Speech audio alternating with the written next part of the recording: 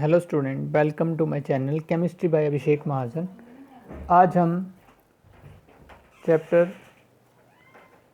जो स्टडी कर रहे थे सॉल्यूशंस, उसी की नेक्स्ट प्रॉपर्टी को स्टडी करेंगे। जो फोर्थ प्रॉपर्टी हमारी ऑस्मोटिक प्रेशर। ये ऑस्मोटिक प्रेशर क्या होता है, यहाँ हम एक एग्जांपल के साथ कंसीडर करेंगे। हमने यहाँ क्या लिया कि एक एक्वा सॉल्यूशन है किसका, शुगर का, जिसको हमने प्लेस किया है इन sugar is place in an inverted sister funnel में डाल के रखा है and separated from pure water. Pure water से उसे सेपरेट कर रहे हैं किसके हेल्प से, with the help of semi permeable membrane. ये आपको फिगर में दिख रहा होगा, एक सिस्टर फनल है जो कि इन्वर्टेड है और उसमें शुगर सोल्यूशन डाल रखा है और उसको प्योर वाटर से सेपरेट करने के लिए बीच में एक सेमी परमेबल मेम्ब्रेन लगा रखा है।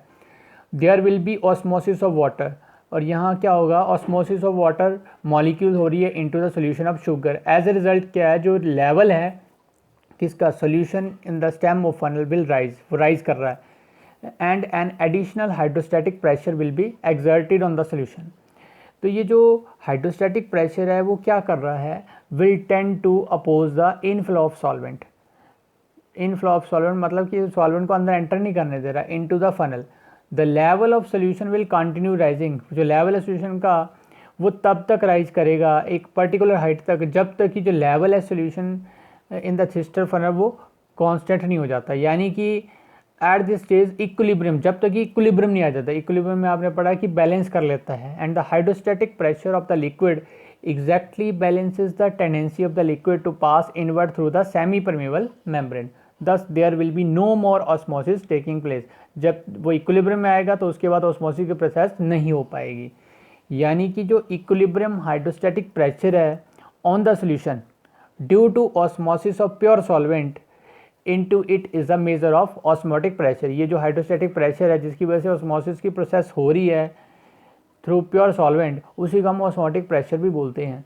अगर अल्टरनेटिवली देखा जाए तो जो ऑस्मोटिक प्रेशर है वो क्या है, एक एक्सेस प्रेशर है। एक्सेस प्रेशर है मतलब जो कि अप्लाई किया जाता है किसी सोल्यूशन में। क्यों अप्लाई करते हैं, ताकि वो पास ना कर सके, to prevent the passage of solvent into the through the semi permeable membrane, उसको पास ना करवाया जाए। यानी कि जो ऑस्मोटिक प्रेशर है एक तरह का प्रेशर है जो ऑस्मोसिस को प्रिवेंट करता है, रोकने का काम करता है। यानी कि it has been experimentally found that for n moles of solute, अगर एन मोल्स किसी सोल्यूट के डिजॉल्व हैं किसी बी लीटर ऑफ सोल्यूशन में, तो जो उसका ऑस्मोटिक प्रेशर अगर उसको हम पाई से नोट करें एट टेम्परेचर टी, तो वो आ जाता है पाई भी equal to n R T, जहाँ आर क्या है, गैस कॉन्स्टेंट है। तो अगर पाई की वैल्यू निकालें तो वो आएगी n R T upon V, ये आप देख सकते हो। और एन अपॉन सी के बराबर होता है एन अपॉन वी, तो pi equal to C R T बन गया। सी क्या है, मोलर कॉन्सेंट्रेशन है, मोलर कॉन्सेंट्रेशन ऑफ सोल्यूशन, जिसको हम वांट ऑफ इक्वेशन भी बोलते हैं। तो for a solution at a given temperature, both दोनों आर और टी क्या है, कॉन्स्टेंट है। तो इसका मतलब हम यहाँ लिख सकते हैं कि पाई जो वो डायरेक्टली डिपेंडेंट किसके ऊपर, मोलर कॉन्सेंट्रेशन के ऊपर। यानी कि जो ऑस्मोटिक प्रेशर है वो किसके ऊपर डिपेंड है, only molar concentration of solution के, नेचर से कोई मतलब नहीं है, इसलिए हम इसको कॉलिगेटिव प्रॉपर्टी भी बोलते हैं। अब हम इससे मॉलिक्यूलर मास कैसे निकाल सकते हैं उसको स्टडी करते हैं। अभी हमने वांट ऑफ इक्वेशन पढ़ ली, pi equal to n R T upon V, जहाँ एन क्या है, नंबर ऑफ मोल्स है सोल्यूट के, और उसको हम W2 अपॉन M2 से भी डिनोट करते हैं। आपने पढ़ा है वेट अपॉन मोलर वेट, ठीक है। तो यहाँ W2 क्या है, वेट ऑफ सोल्यूट है, और M2 उसका मॉलिक्यूलर मास है। अगर हम ये वैल्यू फर्स्ट इक्वेशन में डाल दें तो पाई बनता है W2 upon M2 R T upon V, ठीक। तो अगर इसको हम रीअरेंज करें तो M2 आ जाता है W2 R T upon pi V के बराबर। यानी कि जो मॉलिक्यूलर मास है सोल्यूट का M2, वो इस फॉर्मूले से हम कैलकुलेट कर सकते हैं। उसके बाद हमारा एक इंपॉर्टेंट फैक्टर आता है जिसको बोलते हैं bond of factor. Bond of factor क्या होता है, मेनली ये रेशियो है किसका, नॉर्मल मॉलिक्यूलर मास से ऑब्जर्व्ड मॉलिक्यूलर मास का। यानी कि और जो नॉर्मल मॉलिक्यूलर मास है ऑब्जर्व मॉलिक्यूलर मास का एक रेशियो है जिसको हम एबनॉर्मल मॉलिक्यूलर मास भी बोलते हैं। और ये कब होता है ऐसा, जब ड्यू टू एसोसिएशन और डिसोसिएशन, ठीक है ना, तभी चेंज आती है। इसको हम आई से स्मॉल आई से नोट करते हैं, और ये किसके बराबर आ गया, normal molar mass to abnormal molar mass. Association के केस में जो आई है वो लेस देन 1 होता है, और डिसोसिएशन के केस में आई जो वो ग्रेटर देन 1 होता है।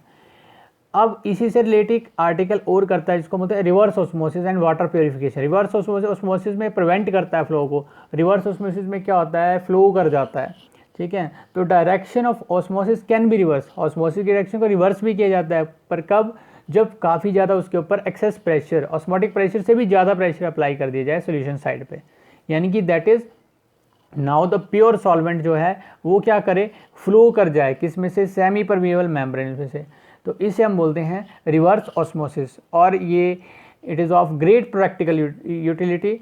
Reverse osmosis is use in desalination of sea water, sea water में से सॉल्ट को सेपरेट करने के लिए इसका यूज़ किया जाता है। ये आप देख सकते हो, यहाँ एक कंटेनर बता रखा है जिसमें देखो आप अप्लाइड प्रेशर, एक तरफ सॉल्ट वाटर है, एक तरफ उसके ऊपर प्रेशर अप्लाई कर रहे हैं, बीच में सेमी परमिएबल मेम्ब्रेन है। जब एक्सेस प्रेशर अप्लाई होता है तो फ्रेश वाटर जो है वो सेमी परमिएबल मेम्ब्रेन से पास कर जाता है, जो इम्प्योरिटीज़ वगैरह सॉल्ट जो वो पीछे रह जाती हैं। यानी कि when pressure more than osmotic pressure is applied, pure water is squeezed out, pure water तो निकल जाएगा out of the sea water through the membrane. A variety of polymer membranes are available for this purpose, इसके लिए हम polymer membrane का use करते हैं, जो ही मेनली हम यहाँ जो ऑस्मोसिस प्रेशर रिक्वायर्ड होता है रिवर्स ऑस्मोसिस के लिए वो काफ़ी ज़्यादा होता है। तो जो वर्केबल पोरस मेम्ब्रेन है वो क्या होती है, एक थिन फिल्म जो सेल्यूलोज एसीटेट की यूज़ करते हैं हम यहाँ as a semi permeable membrane. Cellulose acetate is permeable permeable to water, उसमें से वाटर तो इजीली पास कर जाता है, बट जो इम्परमिएबल टू इम्प्योरिटीज़ होती हैं, जो आयंस हैं सी वाटर में, वो पीछे ही रह जाते हैं, यानी कि वो मेम्ब्रेन में से पास ही नहीं कर पाते। तो ये तो होगी हमारी रिवर्स ऑस्मोसिस। अभी हमने जो ऑस्मोटिक प्रेशर पढ़ी है उसके ऊपर बेस्ड कुछ एक न्यूमेरिकल देख लेते हैं। फर्स्ट हमारे पास है at 300 kelvin 36 gram of glucose present in a litre of its solution has an osmotic pressure of 4.98 bar. If the osmotic pressure of solution is 1.252 bars at the same temperature, what would be its concentration? यहाँ हमारे पास दो case हैं, glucose के लिए ही बात की है, पहले 36 ग्राम लिए हैं, टेम्परेचर 300 केल्विन है और ऑस्मोटिक प्रेशर 4.08 है। दूसरे केस में 1.52 ऑस्मोटिक प्रेशर है और क्वांटिटी यहाँ दे दी रखी है और टेम्परेचर 300 केल्विन। पहले केस में पाई CRT, ये तो हमने ऊपर पढ़ा बॉन्ड्स ऑफ फैक्टर।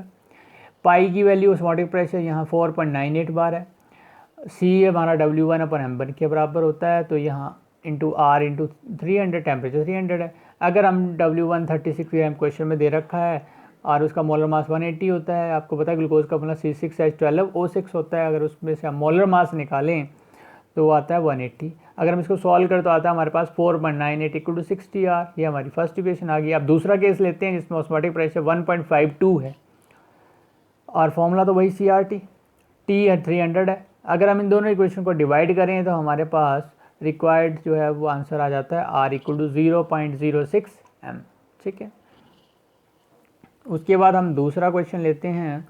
दूसरा हमारे पास यहाँ क्वेश्चन है 200 centimetre cube of an aqua solution of a protein contain 1.26 gram of the protein. The osmotic pressure of such a solution at 300 kelvin is found to be 2.57 × 10⁻³ bar. तो calculate the molar mass निकालना हमने protein का। Osmotic pressure हमें दिया है 2.57 × 10⁻³ बार। Volume 200 centimetre cube है जिसको हम 0.200 लीटर भी लिख सकते हैं। टेम्परेचर 300 केल्विन है। आर हमें फिक्स होता है गैस कौन से 0.083 लीटर बार पर मोल पर केल्विन।